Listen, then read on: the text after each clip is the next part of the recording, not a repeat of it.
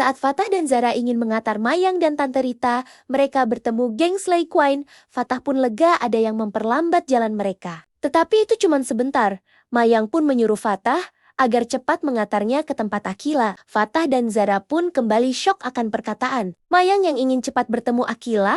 Fatah dan Zara pun tidak punya jalan lain. Mereka pun mengantar Mayang. Sesampai di sana, Mayang melihat Akila dengan Angelica. Ternyata bukan cuma mereka berdua yang dilihat Mayang, melainkan ada Adit dan teman gengnya. Fatah dan Zara pun kembali tenang dengan itu karena sebelumnya mereka ternyata udah menyusun rencana mereka. Ternyata sebelum mereka ke taman, mereka menemui Adit yang berada di kantin dan teman Adit juga.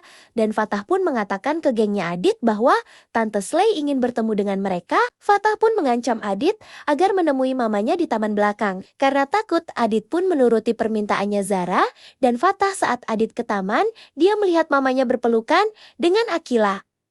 Adit pun merasa aneh dengan mamanya. Ternyata Harry juga udah di taman. Selesai Angelica berpelukan dengan Akila, Angelica pun melihat Adit dan haru. Begitu juga Akila melihat Adit dan Harry di belakang mereka. Saat Mayang sudah sampai di taman, dia melihat Akila dengan Angelica ternyata tidak berdua, melainkan ada Adit dan gengnya yang takuti Mayang ternyata tidak terjadi. Rita pun berbicara dalam hati, apa yang ditakuti? Mayang tidak ada yang terjadi. Kalau Akila bukan berduaan dengan Angelica, melainkan beramai-ramai.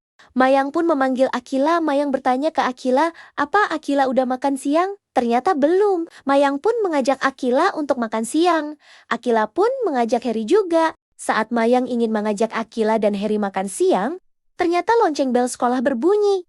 Akila pun lega. Ternyata Akipa tidak suka sikap mamanya yang terlalu perhatian kali.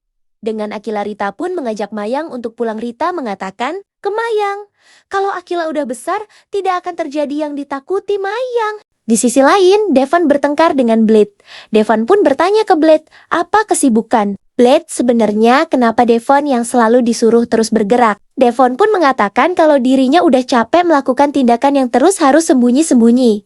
Devin pun mengatakan di mana letak semua konsep ini. Blade pun menyuruh Devon untuk fokus ke semua masalah ini.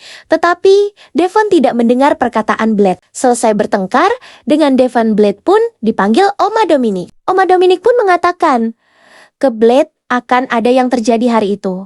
Oma Dominic mengatakan ke Blade bahwa ada dua pilihan.